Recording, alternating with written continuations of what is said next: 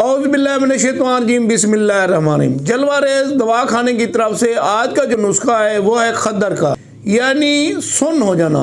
जिस्म का कोई हिस्सा सुन्न हो जाता है तो उसको हम खद्दर कहते हैं। ये एक फालिज की किस्म है।